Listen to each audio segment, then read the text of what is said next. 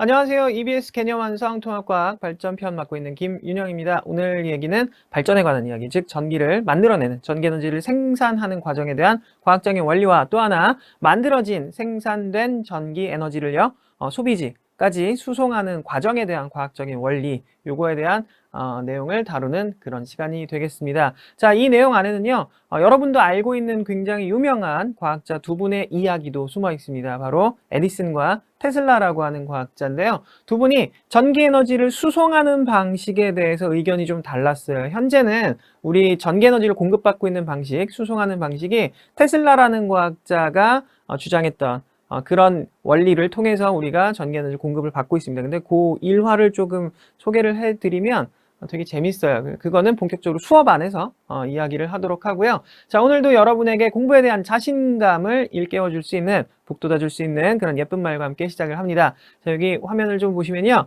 당신의 발은 땅에 두고요. 당신의 생각은 아주 높은 곳에 두어라 라고 돼 있죠. 우리가 꿈을 꾼다면 그 꿈은 항상 크게 꾸는 게 맞는다라고 저는 생각을 합니다.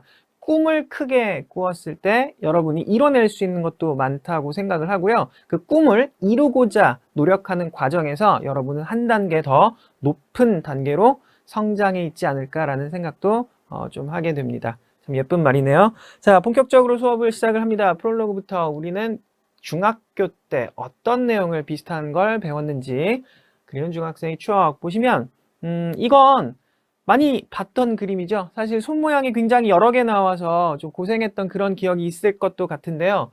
자, 이게 전자기 유도라는 과정인데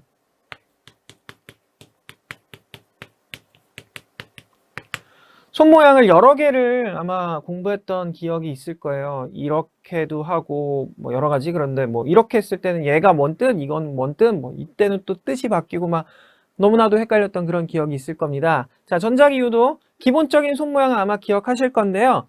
노파심에 강조합니다. 손 모양을 머릿속에서 지워주세요. 자, 오늘 여러분이 저하고 공부하게 될 손 모양은 딱 하나밖에 없습니다. 딱 하나밖에 없고요. 그 손 모양 하나로 우리는 전자기 유도를 전부 다 해석을 할 수가 있어요. 그러니까 중학교의 추억, 중학생 때 배웠던 손 모양에 대한 추억은 오늘로 안녕입니다. 빠이빠이. 예. 전혀 기억이 안 나야 됩니다. 오늘 배우는 내용으로 다시 이렇게 머릿속에 기록을 남기도록 합니다. 이런 손 모양 필요 없어요. 자, 이런 손 모양 필요 없고요. 우리 전자기 유도가 왜 일어나는지 그 원리에 대해서 이해를 하면 이런 손 모양 없이도 충분히 여러분도 전류의 방향이나 이런 것들을 찾아낼 수가 있습니다. 일단 기본적으로 전자기 유도는 뒤에서 또 이제 설명을 하겠지만 자기장의 변화가 싫어요. 이 자기장의 변화가 생기는 걸 굉장히 싫어해서요. 이걸 없애는 쪽으로 내가 방어하는 거예요. 자기장의 변화가 딱 생겼을 때 그걸 없애야 돼 라는 전류를 자기 스스로 흐르게 하는 그런 자연적인 현상이 전자기 유도예요. 그렇기 때문에 본격적으로 이제 수업을 시작을 해보면 여기에 관한 법칙이 사실 이제 두 가지 정도가 나오는데요. 두 가지 정도가 렌츠의 법칙과 패러데이의 법칙이라고 하는데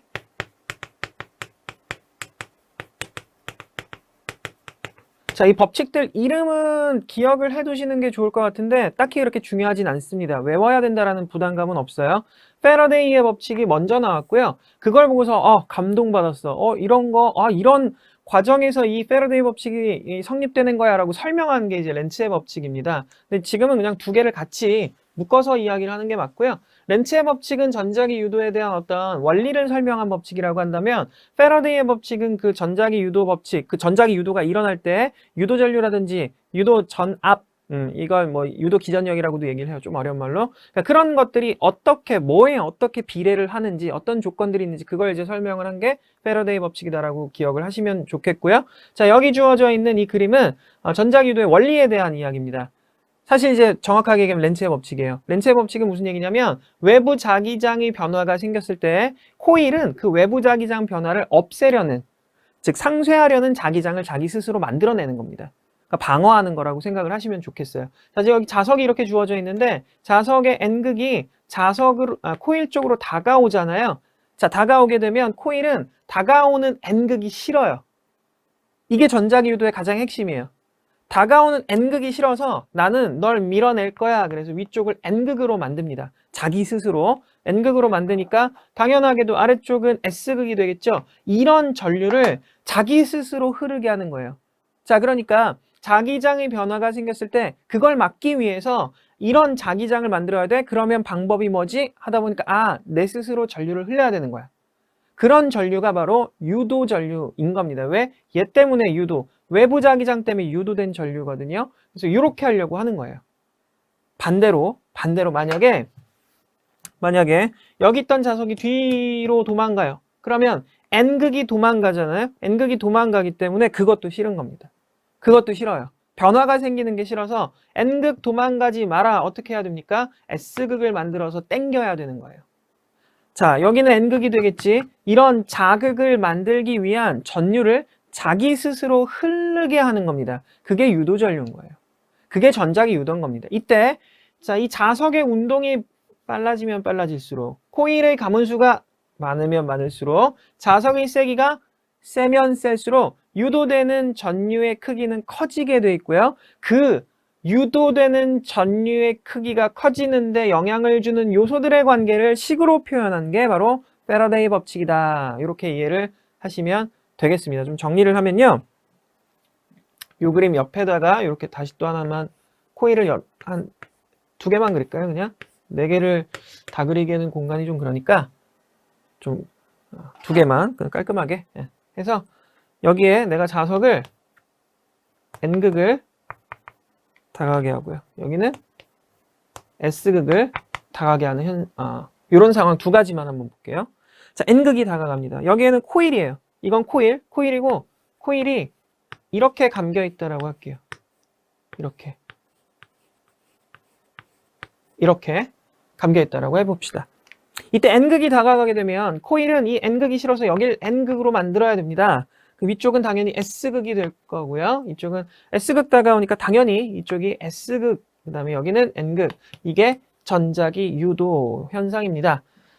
자, 저런 자극을 만들어내려면, 자기장을 만들어내려면 그렇다면 전류는 어떻게 흘러가야 될까? 이걸 고민을 하셔야 되는데요. 지금부터 잘 들어보세요. 자, 저를 따라 하시기 바랍니다. 자, 오른손을 이렇게 딱 이렇게 오른손을 딱 이렇게 엄지까지 좋아요까지 해주고요. 그 다음에 이렇게 감아지는 이렇게 자, 이 손 모양을 기억을 해주세요. 이 엄지손가락이 도선이 되는 겁니다. 도선이 되는 거고 엄지손가락이 가리키는 방향이 전류의 흐름 방향이에요. 전류의 흐름 방향 감아지는 쪽으로 어떻게 자기장이 생깁니다 라는 걸 머릿속에 꼭 기억해 주시기 바랍니다. 이게 앙페르의 법칙이라고 하는데요. 자, 전류가 이렇게 흘렀을 때 감아지는 쪽으로 자기장이 생깁니다. 도선의 전류가 만약 이 방향으로 흐른다면 도선 주변의 자기장이 어떻게 만들어지냐면 갖다 대세요. 이렇게 네. 그래서 이런 방향의 자기장이 생깁니다. 이건 앙페르의 법칙이에요. 이거 하나 기억하시고 손 모양은 우린 이거 하나만 쓸 겁니다. 하나만 쓸 거고요. 자, 자기장은 항상 N극에서 나오고요. S극으로 들어가요. 우리 이 단원에서는요. 요거 3개만 해도 충분합니다. 아시겠죠? 다시 한번 이렇게 됐을 때 감아지는 쪽으로 자기장이 생긴다. 자석의 N극은 자기장이 나오는 곳, S극은 들어가는 것. 자, 요걸 어떻게 적용할 거냐면 여기 S극, 여기 N극이잖아요. 그러면 자기장은 N극 쪽에서 나와야 돼요. 코일 위쪽으로 자기장이 나와서요. 되돌아서 아래로 들어가야 됩니다. 그 자기장 방향을 맞춰주시면 돼요. 한번 해볼까요? 여기 도선이 이렇게 흘러가잖아요. 이렇게 전류가 흘러간다. 이 방향으로 전류가 흘러간다면 감아줬을 때 코일의 통한 쪽으로 자기장이 들어간다라고 되거든요. 그러니까 N극이 될 수가 없죠. 일로 전류가 흐른다면 이쪽 방향으로 뒤집어야지. 이렇게 해야 통 안쪽의 중심부를 긁고 밖으로 뛰어나온다. 자기장이 이렇게 튀어나옵니다. 나와요. 네, 그래서 여기서는 자기장을 이렇게 만들어 주려면 이 색깔로 표현할까요? 전류는 이 방향의 전류가 흐르는 겁니다. 이렇게. 이쪽은 어떻게 써요? N극 다가니까 N극, S극, S극 들어가야 됩니다. 자기장이 들어가야 돼. 자기장이 들어가야 돼. 손 대보세요. 이렇게 감아주면 통 안쪽으로 들어갑니다. 안쪽으로 들어가요. 그러니까 이런 방향의 전류가 흐르게 된다. 이게 전자기 유도입니다. 자, 꼭 기억하세요.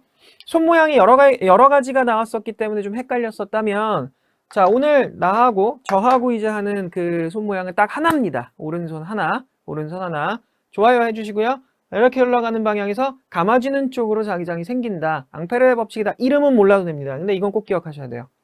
그때 N극이라고 하는 건 자기장이 나오는 곳이고 S극은 자기장이 들어가는 곳이다 라는 거 꼭 기억하시고 그 방향대로 맞춰주시면 그대로 전류의 방향을 쉽게 찾아낼 수가 있다. 안 헷갈리게. 자, 이게 전자기 유도에 관한 이야기. 그거에 대한 방향. 네, 근데 손 모양은 아까 우리 봤던 슬라이드였기 때문에 지워주세요. 이건 지워주세요. 손 모양은 기억하지 않아도 좋고요. 자, 이거 그대로 한번 적용을 해볼게요. N극 다가오니까 N극 만들어야 되고 S극 만들어야 돼요. 그렇다면 자기장 들어가야 되는 거고 자기장 나와야 된다는 거예요. 우리가 좀 전에 얘기했던 손 모양 대볼게요.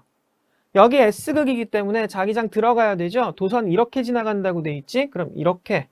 네, 들어갑니다. 자기장이 들어가요.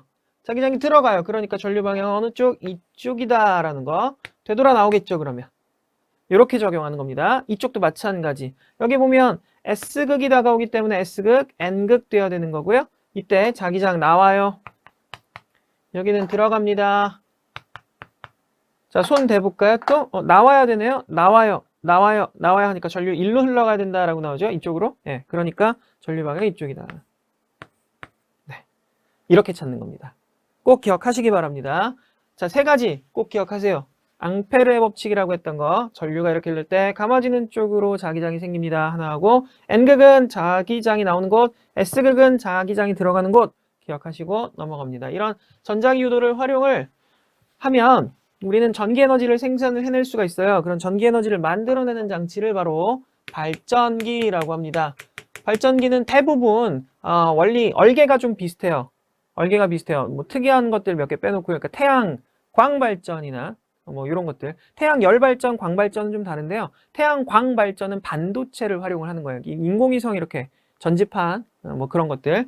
또 뭐 연료전지라든지 이런 것들은 조금 방식이 다릅니다. 근데 그 외의 것들은 이게 반드시 들어가 있어요. 이게. 그러니까 회전하는 축이 있고요. 터빈 같은 것들이 회전을 하고 있습니다. 회전을 왜 시키느냐? 자, 여기 보면 자기장이 형성돼 있죠? N극에서 S극 방향으로. 항상 자기장은 방향이 N극에서 나와서 S극으로 들어가는 거예요.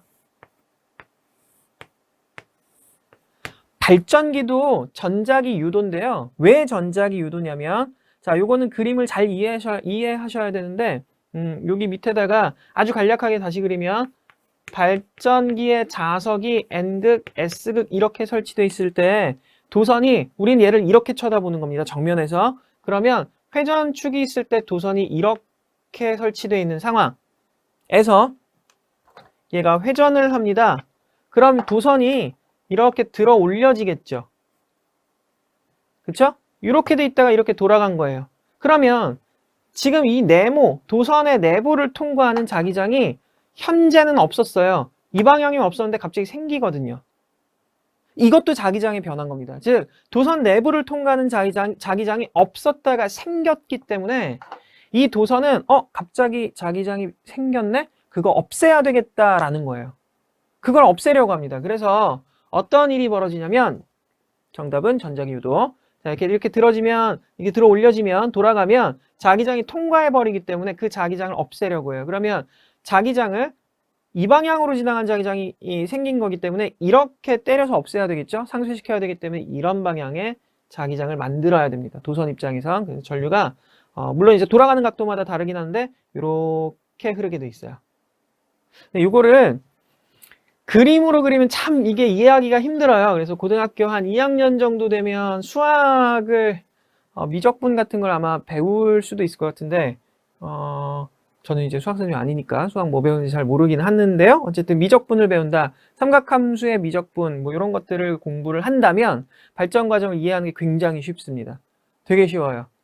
네, 원리를 적용을 해서 수학적으로 이렇게 해서 이거구나 해석하기 되게 쉬워지는데 지금은 그냥 우리는 자기장의 변화가 생겼기 때문에 그걸 없애야 돼. 그러니까 전자기 유도가 일어나는 거지. 그걸 활용한 게 그냥 발전기다라는 거. 대부분의 발전기는 원리가 비슷하다.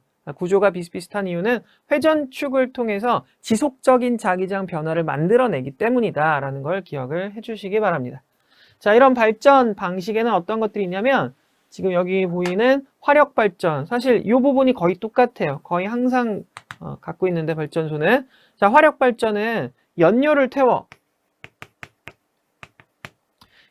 태워서 발생한 열 에너지를 어떻게 활용을 하느냐? 물을 끓여서요, 수증기로 만듭니다. 증기로 만든 다음에 증기가 가지고 있는 운동 에너지로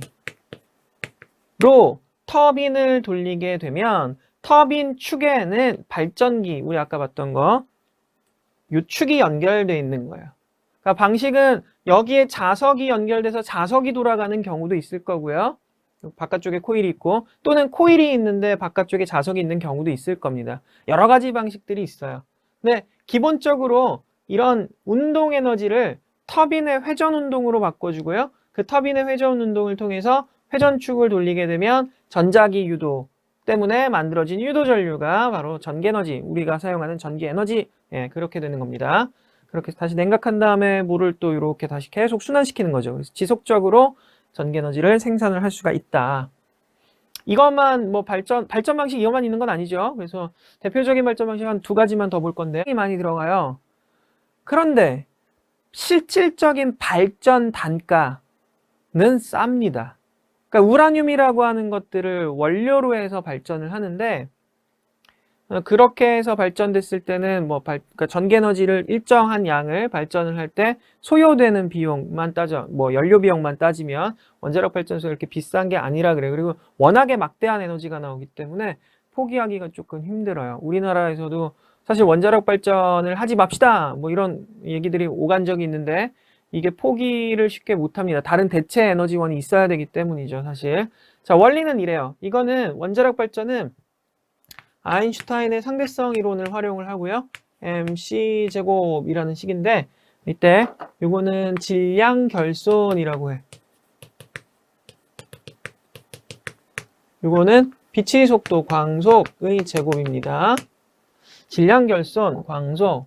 질량 결손, 질량이 감소하게 돼 있어요. 핵 반응이 일어나면 질량이 감소하면 그 질량이 결손된 양, 즉 감소한 양의 광속, 빛의 속도의 제곱을 곱한 만큼 엄청난 양이 되는 겁니다.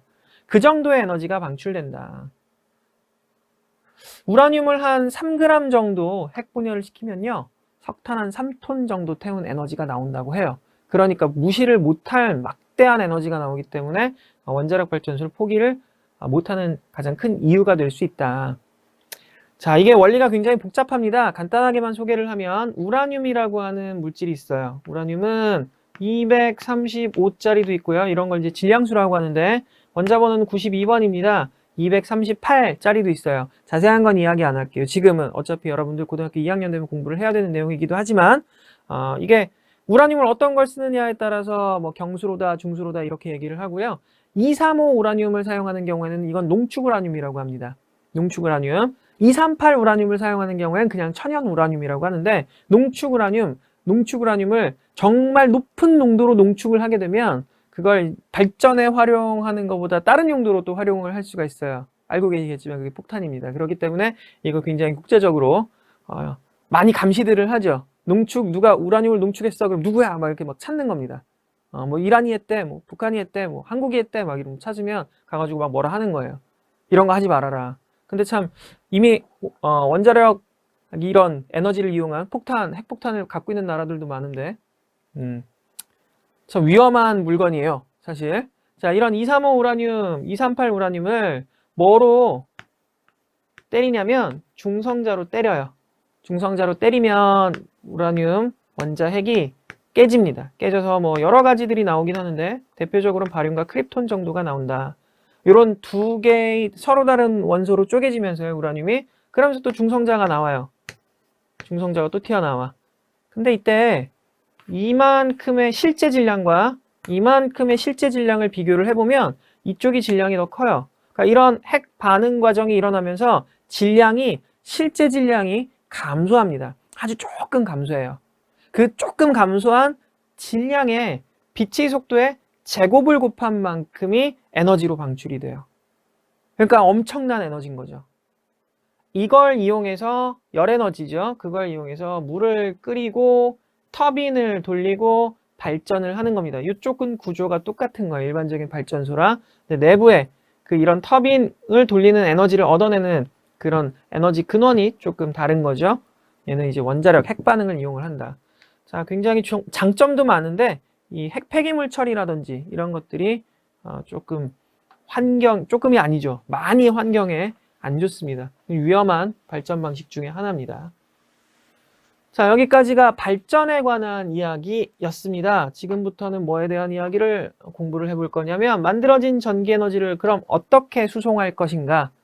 왜 수송에 관한 문제가 나오냐면 발전소라고 하는 곳은 사실 일반적으로는 소비지하고는 거리가 조금 많이 멀리 떨어져 있어요.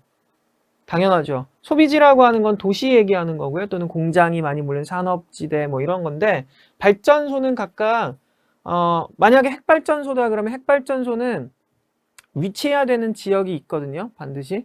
그러니까 이게 뭐 냉각수가 많이 필요하기도 하고 또 위험하니까 아무래도 사람이 많이 살고 있는 도시에선 좀 멀리 떨어져 있어야 되고 해서 보통은 해안에 건설을 합니다. 그러니까 거기에서부터 서울까지 만약에 보낸다 그러면 거리가 꽤 멀잖아요.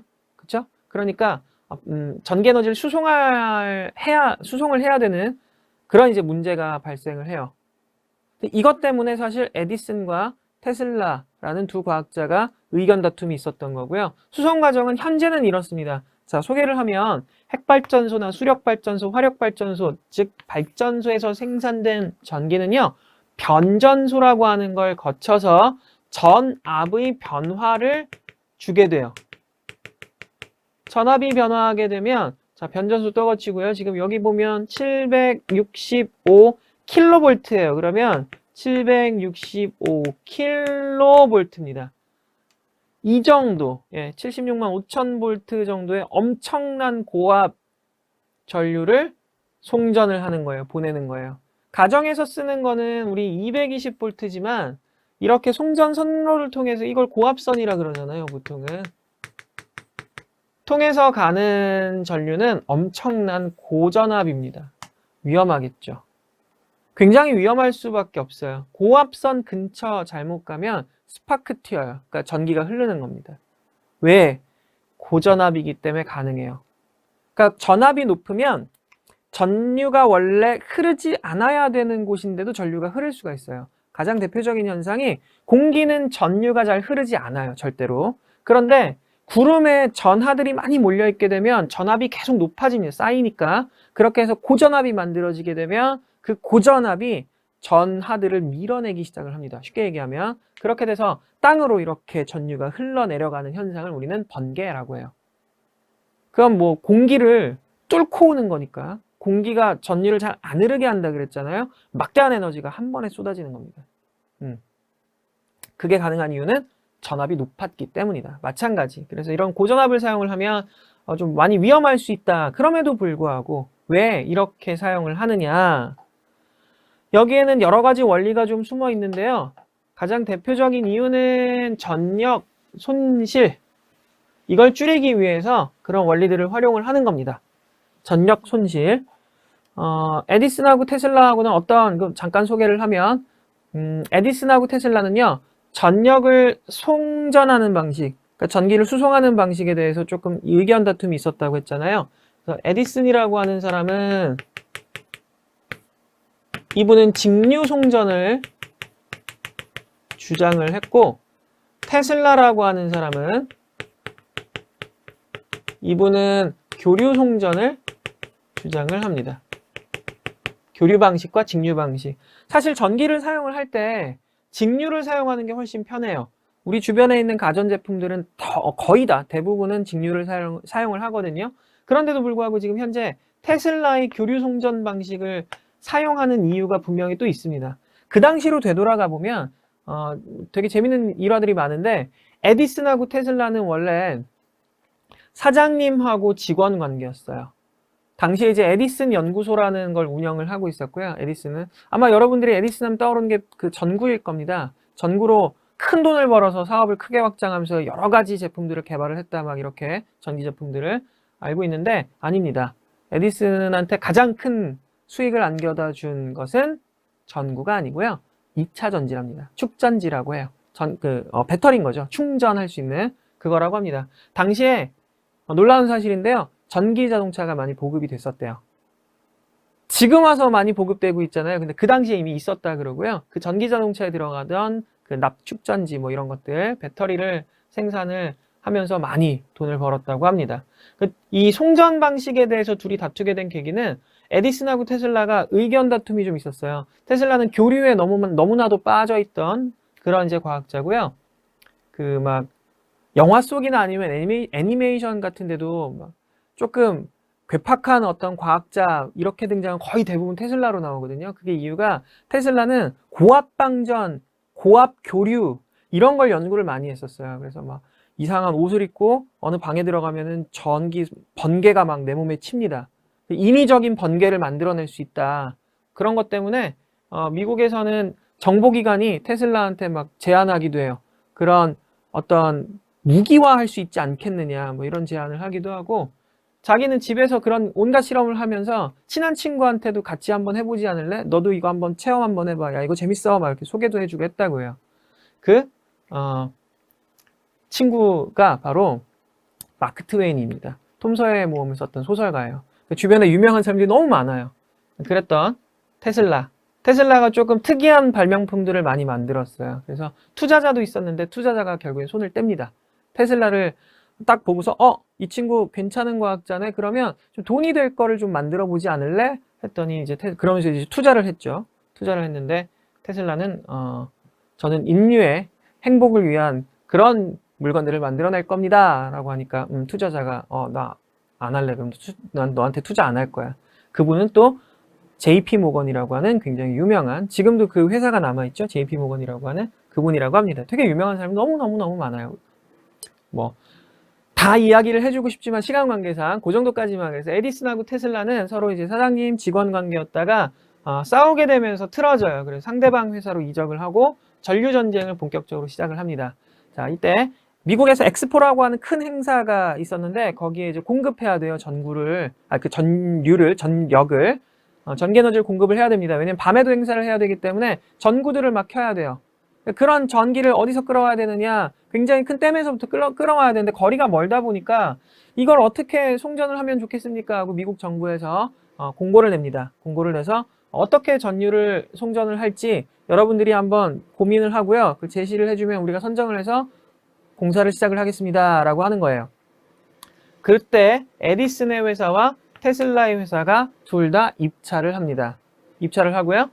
결과적으로는 테슬라가 이기긴 했는데 이런 성전 방식으로 공급을 하게 된 거죠.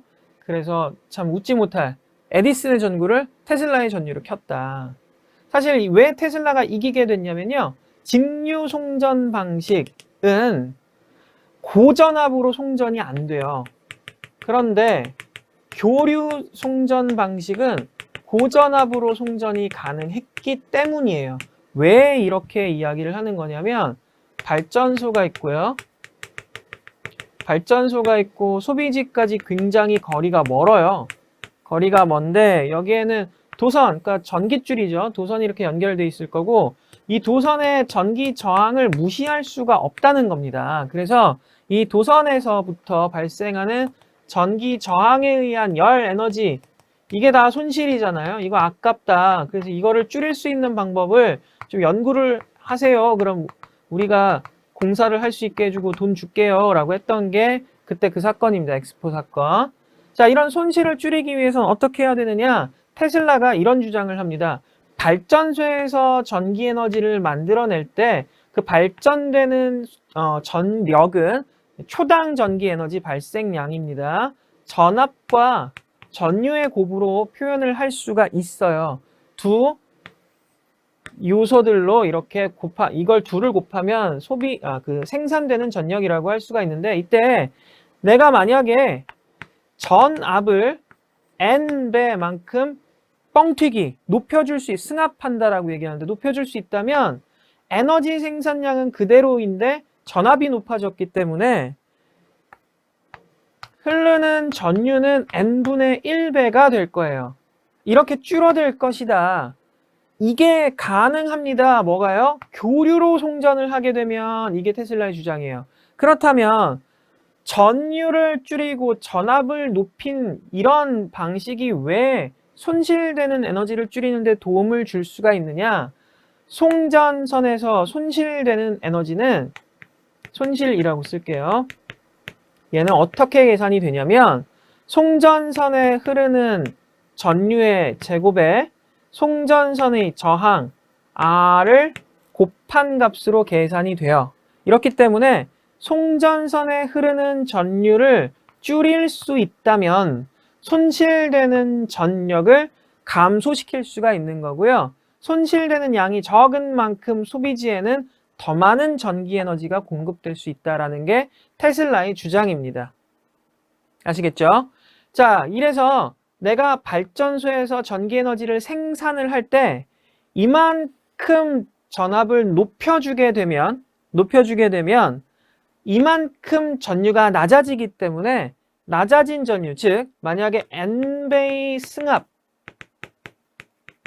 전압을 높여주면 n 제곱분의 1배의 손실 전력이 생긴다. 이렇게 되는 거죠. 그러니까 10배 전압을 높여주면 100분의 1배로 손실 전력이 감소하는 마법과 같은 일이 일어난다. 이러니까 전압을 많이 높여주면 많이 높여줄수록 손실 전력이 줄어드니까 이 방식이 유리한 겁니다. 장거리 송전할 때는 유리해요. 그래서 두 분이 싸운 거예요.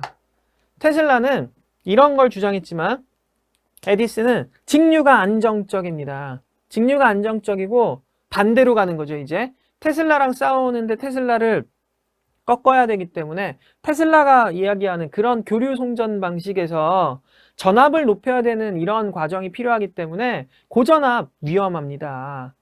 사람들 앞에서 막 광고를 하는 거예요. 그래서 전기의자라는 걸 개발을 합니다. 여러분들 한번 보실래요? 고전압이 얼마나 위험한 건지 전기의자 만들어서 거기에서 뭐 동물들을 막 학대하기 시작을 하죠. 태워 죽이거나 막 이래요. 이만큼 위험합니다를 보여주기 위해서예요.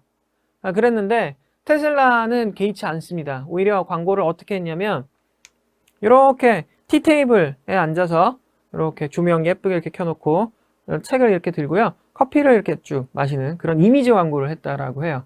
자, 어떤 의미를 담고 있는가? 전구를 켰잖아요. 그 전구, 교류 송전으로 우리도 이렇게 안전하고 더 많은 양의 전기를 사용할 수가 있습니다. 이렇게 그냥 이미지 광고를 한 거예요. 그러니까 사람들이 에디슨을 싫어하죠. 에디슨이 막 그런 막 잔인한 짓을 하니까 저 사람 뭐야 막 이렇게 되는 거야. 결국에는 이런 거 저런 거 물론 그런 광고 때문에 선정이 된 건 아니고요. 미국에서 나중에는 그 주마다 송전 방식에 대해서 막 이렇게 주마다 달라요. 선정한 게. 그 중에 일부는 또 에디슨의 이제 송전 방식을 택한 경우도 있었다고 하는데 현재는 전부 다 교류 송전 방식입니다. 교류 송전 방식. 참 대단한 두 분입니다. 에디슨은 사업가로도 굉장히 성공을 크게 했고요. 에디슨이 지금 설립했던 회사 그 후신이죠. 그러니까 제너럴 일렉트릭스라고 하는 요 회사, 미국의 그 가전제품 회사인데요. 이게 에디슨 연구소에서 출발했다. 그러니까 에디슨이 초대 사장님이었던 거죠. 네, 그런 회사. 자, 교류 송전 방식에 대해서 조금 더 이야기를 이어가 보겠습니다. 테슬라가 교류 송전 방식을 주장을 하잖아요. 그럼 교류 송전 방식, 고전압. 이게 핵심인 건데 고전압을 만들 수 있는 그런 송전 방식이 다시 말이 좀 헷갈렸는데 고전압을 이끌어낼 수 있는 전류가 교류예요. 직류로는 고전압을 만들기가 까다롭습니다. 재밌는 건 지금 현재는요. 우리 제주도에 전기를 공급을 할 때 그 제주도에 들어가는 육지에서부터 제주도까지 들어가는 전기 에너지를 수송하는 방식은 또 직류 송전 방식입니다. 되게 재밌죠? 결국에서는 에디슨이 또 이긴 거예요. 교류 송전 방식, 물론 당연히 유리한 점들, 장점들이 많은데 초장거리 송전 같은 경우에는 직류 송전이 훨씬 더 유리하다고 합니다. 다만 그렇다면 에디슨, 테슬라 그 시대 때는 왜 테슬라가 이겼느냐? 그 에디슨의 직류 송전 방식에서 전압을 높이는 데 한계가 있고 그게 까다로웠기 때문에 기술적으로 해결을 못했기 때문이라고 보는 견해들이 많습니다. 지금은 교류만 고전압을 만들 수 있는 건 아니고 어렵고 까다롭다고 해요. 근데 직류도 고전압을 만들어낼 수가 있다. 근데 당시에는 교류만 고전압. 어떻게 만드냐면 유도로 고전압을 만들어낼 수가 있어요. 사실 교류라고 하는 거는 우리 여기 보면 이렇게 물결 이렇게 놓잖아요. 이 전류가 한 번은 이렇게 흘러가고 한 번은 이렇게 흘러갑니다. 그러니까 계속 전류의 방이 바뀌는 게 교류예요. 직류는 그냥 플러스에서 마이너스 딱 정해져 있는데 교류는 왔다 갔다 왔다 갔다 왔다 갔다 합니다. 그럼 어떤 일이 벌어지느냐? 전류가 이렇게 지나가요. 자기장이 이렇게 생기겠네요? 근데 이렇게 지나가요. 자기장이 이렇게 생깁니다. 그러면 자기장이 한 번은 이렇게, 한 번은 이렇게 왔다 갔다 왔다 갔다 왔다 갔다 계속 주변의 자기장이 변화하게 돼 있어요. 그러니까 교류를 사용을 하면 자기장 변화가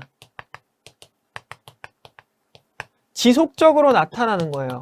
지속적인 자기장 변화를 만들어줄 수 있기 때문에 전자기 유도가 계속 일어날 수가 있어요. 그런 걸 활용을 해서 고전압을 발생시킬 수가 있었던 겁니다.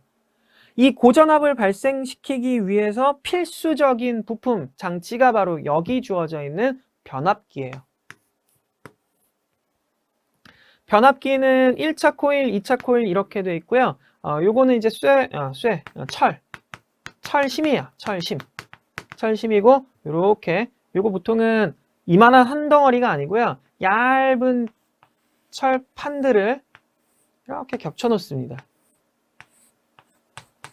이걸 가운데 이렇게 놓은 이유는 얘가 자기장을 좀 증폭시키는 역할을 한다라고 알아두시면 되겠어요. 자기장을 증폭시킨다라는 역할을 한다. 지금은 이렇게 그냥 가볍게만 알아두셔도 됩니다. 자, 이렇게 자기장 변화가 생기잖아요. 코일을 감아놨어요. 코일을 감아놓으니까 여기서는 자기장이 막 이렇게 생겼다가, 그러니까 이 방향으로 생겼다가 이 방향으로 생겼다가 전류가 왔다 갔다 하니까 자기장도 만들어지는 게 계속 왔다 갔다 왔다 갔다 왔다 갔다 해요. 이러니까 옆에 있는 2차 코일은 자기장이 없었던 상태에서 여기에 전류가 흐르면 자기장이 갑자기 일로 지나가고 이렇게 막 통과합니다. 자기장이 2차 코일을 막 통과하게 돼 있어요. 그러니까 2차 코일에는 전자기 유도가 일어나는 거고요. 그 전자기 유도에 의한 유도 전류가 공급이 될 수가 있는 겁니다. 이때 변압기는요. 1차 코일과 입력하는 쪽이에요. 이거는 인풋. 2차 코일 나가는 쪽입니다. 아웃풋. 놓고 봤을 때 1차 코일과 2차 코일의 감은수를 다르게 합니다. 여기 보면 주어져 있죠. N1, N2, N1, N2 비율을 중요하게 봐야 됩니다. 감은수 비를 봐야 돼요. 예를 들면 여기에 100번 감고 여기처럼 뭐 여기는 한 50번 감았다 그러면 감은수비가 몇 대 몇이냐면 2대 1이잖아요. 자, 이 감은수비는 정확하게 뭐랑 비례한다? 바로 각 코일에 걸리는 전압에 비례하게 되어 있습니다. 자, 쉽게 얘기하면 감은수 100번 감았다라고 바뀌어 있죠. 여기는 N1이 100번, 여기는 50번 감았을 때 이쪽 V1 전압을 우리 한 50V 정도 한번 해볼까요? 그러면 이쪽은 V2 몇 볼트 나오냐면 25V 나와요. 이렇게 돼 있어요. 자, 이건 이유가 코일이 많이 감겼기 때문에 100번의 자기장 변화가 생기는데 그 100번의 자기장 변화가 여기는 50개의 코일밖에 없어요. 감아놓은 게. 그러니까 이런 원형으로 따지면 이제 50개의 원형 도선인 건데 그 50개의 원형 도선을 자기장이 지나가기 때문에 여기 께 일로 넘어올 땐 절반밖에 전자기 유도가 안 일어난다. 뭐 이렇게 생각하시면 되겠어요. 그러니까 그런 원리인 겁니다. 반대로 만약에 내가 여기에 100번을 감아줬는데 이쪽을 1000번을 감잖아요. 1000번을 감으면 몇 대면 1대 10. 그렇다면 50V 대 얼마? 500V가 걸리게 됩니다. 이게 변압기의 원리인 거예요. 이렇게 전압을 올려주거나 낮춰주거나 할 수가 있다. 그래서 변압기는 원리 자체가 전자기 유도이기 때문에 교류에서만 작동을 하는 겁니다. 교류에서만. 직류에서는 변압기를 사용할 수가 없어요. 이 변압기를 활용을 해서 발전소에서 생산된 전류에 전압을 올려주게 되면 우리 아까 봤던 것처럼 발전소에서 P는 VI로 발전을 하죠. 이렇게 발전을 하는데 이때 내가 만약 발전소에서 발생했던 전압의 100배만큼을 변압기를 통해서 만들어준다면 이 얘기는 무슨 얘기? 여기가 10번이면 1000번을 감았다는 얘기죠. 그 다음에 또 이걸 어떻게 하느냐? 또 다른 변전소에서 또 뻥튀기를 해주는 거예요. 계속. 그럼 여기 1000배, 100배를 또 해줬다 10,000배가 되겠죠. 처음에 비해서. 그렇게 해서 전류의 세기를 줄이는 겁니다. 다만 이거는 조금 어려운 얘기긴 한데요. 변압기에서도 당연히 에너지 손실이 있어요. 에너지 손실이 있는데 우리는 그 에너지 손실을 무시합니다. 무시해서요. 다시 갑니다. N1 100번 감고 여기 50번 감았다라고 했을 때 V1 50V요. 그러면 여기 25V잖아요. 자, 여기에 전류가 만약 2A 흘렀어요. 그러면 여기는 전류가 4A가 돼요. 보이시죠?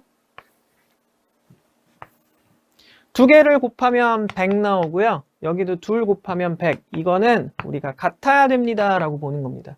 이유는 에너지 손실을 무시했을 때라는 조건 하에서 변압기의 1차 코일의 전류 곱하기 전압, 요거는 전력이라고 해. 전력은 2차 코일의 전력과 같아야 됩니다.